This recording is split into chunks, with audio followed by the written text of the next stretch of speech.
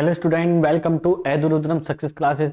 जैसे कि आपको पता है, मैं पढ़ा रहा हूँ आपको डेटा स्ट्रक्चर। मेरा नाम रोहित कुमार है और मैं आपको एक चीज़ बता दूं कि हमने थोड़ा सा लेक्चर रिकॉर्ड करने का कॉन्सेप्ट चेंज किया है, जिसमें हमने किया है कि हम एक वीडियो में एक ही टॉपिक कवर करेंगे। ठीक है, जैसे कि जो टॉपिक हमने यहाँ पर लिख दिया वही उस वीडियो में एक टॉपिक एक ही वीडियो में कवर होगा। इससे बेनिफिट क्या होगा बच्चों आपको? अगर आपने कोई टॉपिक आपने को अच्छे से आता है, अगर मैं 1 घंटे में 3-4 टॉपिक करा दूं एक ही वीडियो में, तो आपको पता नहीं चलेगा कि वो टॉपिक कहाँ पर किया गया है। आप पूरी वीडियो देखोगे जबकि आपको उसमें से कुछ पार्ट आता था। और अब क्या होगा, जैसे आपका ये टॉपिक है, अगर आपने ये कर रखा होगा तो आप ये वीडियो स्किप कर दोगे, आप नेक्स्ट देखोगे। ओके, अगर आपने ये टॉपिक नहीं कर रखा होगा तो आप ये देखोगे, वरना नहीं देखोगे। ये आपके लिए बहुत ही अच्छी चीज है, बेनिफिट है। ठीक है, आज का टॉपिक क्या होगा हमारा? चलिए स्टार्ट करते हैं। ठीक है, आज का टॉपिक क्या होगा? हम करेंगे representation and analysis of array. Array का रिप्रेजेंटेशन देखेंगे और एनालिसिस देखेंगे। बहुत ही छोटा टॉपिक होने वाला है। ठीक है, और ये चीजें बेटा करनी इसलिए इंपॉर्टेंट है क्योंकि ये चीजें अगर आप नहीं पढ़ोगे तो आप नेक्स्ट चीजें आपको समझ नहीं आएगी। तो आपको पता होना चाहिए। ठीक है, आपको पता होना चाहिए। ये उतना इंपॉर्टेंट नहीं है कि आपको मिलेगा ही मिलेगा एग्जाम में या 2 नंबर में, आपको नहीं भी मिल सकता है, बट ये इससे रिलेटेड है आगे चीजें। ठीक है, चलिए समझते हैं। Representation and analysis of array क्या होता है? एरे ना, an array is a data structure used to store collection of element of the same data type। Array क्या है? पहले तो एरे की डेफिनेशन है ना। एरे क्या है? एक डेटा स्ट्रक्चर है। इसलिए यूज होता है डेटा को यानी कि डेटा को सेव करने के लिए, कलेक्शन रखने के लिए, कलेक्शन ऑफ एलिमेंट, वो भी सेम डेटा टाइप्स है ना। सेम डेटा टाइप के है ना कलेक्शंस को, है ना, एलिमेंट के कलेक्शंस को सेम डेटा टाइप के, तो क्या बोला गया है? एरे बोला गया है। ठीक है, वही चीज लिखी गई, an array is a data structure use to store collection of elements, है ना। एलिमेंट्स के कलेक्शन को यूज करने, स्टोर करने के लिए यूज होता है, और वो भी सेम डेटा टाइप ना, of same data type. Same data type से क्या है? अगर आप इंटीजर स्टोर करना चाह रहे हो यानी कि नंबर वैल्यू, तो आप नंबर ही स्टोर कर पाए इंटीजर। अगर आपको फ्लोट स्टोर करना है तो आप फ्लोट ही स्टोर कर पाए। अगर आपको स्ट्रिंग स्टोर करना है तो आप स्ट्रिंग ही स्टोर कर पाए। वही चीजें हैं एक एरे। ठीक है, in continuous memory location. Memory location से क्या मैटर है? इससे यानी एक के बाद एक डेटा आएगा, ऐसा नहीं कि रैंडमली डेटा कहीं पर जाकर स्टोर हो गया। ये क्या है? एरे का रिपीटेशन है। आपने पढ़ भी रखा है और ये आपको दोबारा टॉपिक आया है तो दोबारा कराया है। Each element is identified by an index ना। जितने भी एलिमेंट उसके अंदर स्टोर होंगे वो एक इंडेक्सिंग नंबर से आइडेंटिफाई कर सकते हो। Indexing usually start from 0। Indexing value कहां से स्टार्ट होगी बेटा? 0 से स्टार्ट होती है। All element have the same data type. जितने भी एलिमेंट होंगे उसके अंदर सेम ही डेटा टाइप्स के होंगे। एग्जाम्पल क्या है उस एरे का? ये है एरे ए।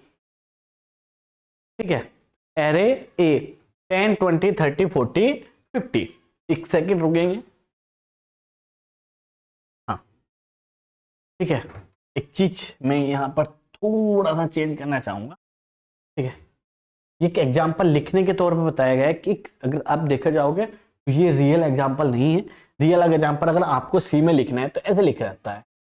इंट यानी कि उसका डेटा टाइप, एरे का नाम जो भी आप रखना चाहते हो, और स्क्वायर ब्रैकेट। उस स्क्वायर ब्रैकेट के अंदर साइज दिया जाएगा। ठीक है, जो भी उसके अंदर आप रखने हैं। ठीक है, और सी के अंदर कर्ली ब्रैकेट से, ठीक है, कर्ली ब्रैकेट से इसके अंदर रिप्रेजेंट होंगे 10 20 30 40 और 50।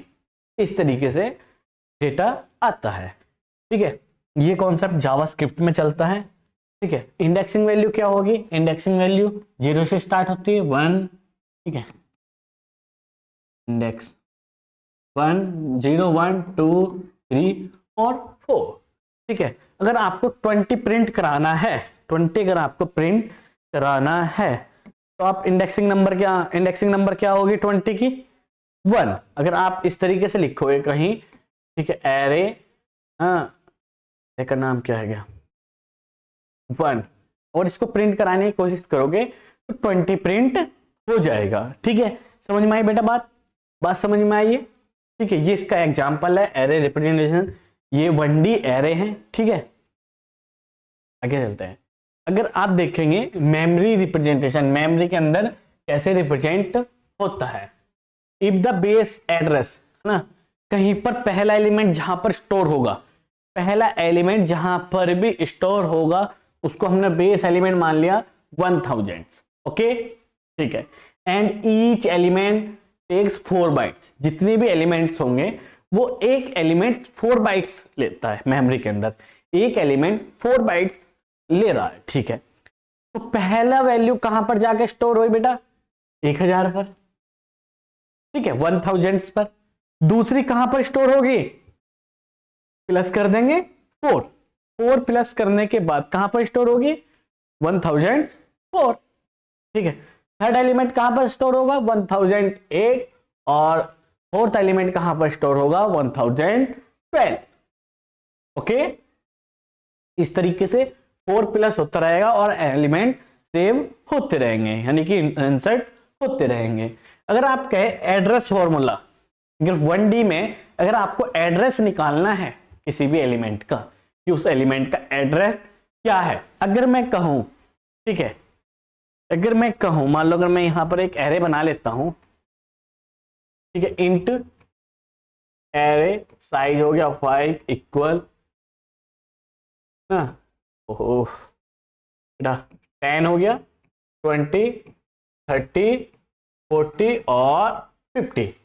अगर मैं कहूं, ठीक है, यानी कि 20 का एड्रेस निकालना है, 20 किस पर है, ठीक है, इंडेक्सिंग नंबर क्या हो गई 2, यानी कि 1 पर क्या है, ठीक है।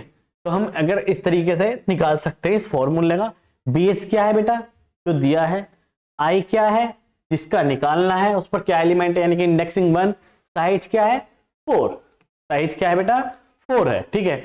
यानी कि इंडेक्सिंग 1000 पर क्या स्टोर है 10, 1004 पर, 1008 पर, 1000, इस तरीके से बढ़ती चली जाएगी, ठीक है। अगर हम देखें तो इसका साइज क्या है, ठीक है, एड्रेस ऑफ AI, ठीक है, यानी कि यहाँ पर क्या देखेंगे, एरे का नाम हमने ARR दे रखा है।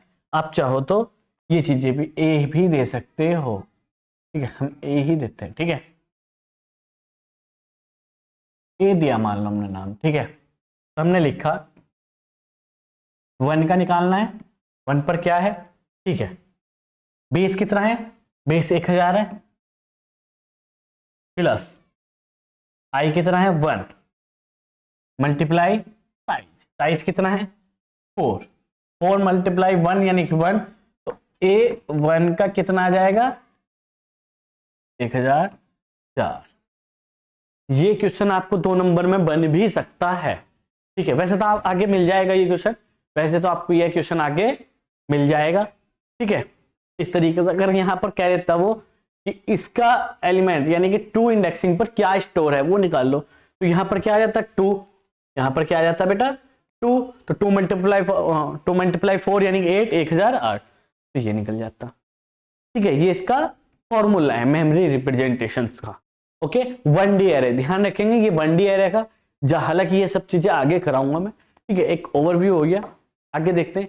अगर हम देखें एनालिसिस ऑफ एरे, एरे का अगर हम एनालिसिस करें तो एडवांटेज क्या है एरे के, बता सकते हो एडवांटेज क्या है एरे के, फास्ट एक्सेस है तो एलिमेंट ना big of O 1 time, okay. Easy to traverse है ना, ट्रेवर्स करना इजी है, ठीक है, कोई दिक्कत नहीं। सर्चिंग मैनिपुलेट करना इजी है, चेंज करना बहुत इजी है एरे के अंदर, ये इसका बेनिफिट है। Efficient for storing fix size data, हाँ, अगर आपको पता है कि हमारे एरे के अंदर कितना डेटा आएगा, फिक्स है, आपको पता है कि हमारे अंदर 5 एलिमेंट आएंगे, 10 आएंगे, 15 आएंगे अपने एरे के अंदर, ठीक है, तो क्या यूज करेंगे हम एरे। अगर हमें नहीं पता कि कितने एलिमेंट आ सकते हैं, उस जगह एरे फेल हो जाता है, ठीक है। तो यही इसका प्लस पॉइंट भी है, यही इसका निगेटिव पॉइंट भी है, यानी कि इसके अंदर फिक्स एलिमेंट आ सकते हैं, वो आपको पहले डिसाइड करने पड़ेंगे कि कितने एलिमेंट आ सकते हैं। डिसएडवांटेज क्या है, देखो मैंने बताया फिक्स साइज इसका एडवांटेज और फिक्स साइज इसका डिसएडवांटेज है। कैन नॉट ग्रो और श्रिंक इजिली, मतलब इसका साइज इजीली आप नहीं बढ़ा सकते। Insertion deletion in the middle is costly. किसी एलिमेंट पर मान लो 5 एलिमेंट है उसके अंदर, अगर आपको 3 पर कोई एलिमेंट इंसर्ट करना है तो वो ज्यादा कॉस्टली हो जाता है। Make as memory wastage, memory waste का भी इसमें प्रॉब्लम होती है एरे के अंदर। क्यों होती है बेटा? अगर मान लो आपने किसी एरे का साइज डिसाइड कर दिया, इंट एरे 5 या 50, इसके अंदर एलिमेंट आए 1 2 और 3 ओनली, तो क्या इतनी मेमोरी वेस्ट हो गई? हाँ, ठीक है, इतनी मेमोरी इसके अंदर की वेस्ट हो गई है, तो वो भी इसके अंदर की प्रॉब्लम है, डिसएडवांटेज है। ठीक है, और इसी के साथ ये टॉपिक होता है खत्म। ठीक है, मिलेंगे नेक्स्ट लेक्चर में। Thank you.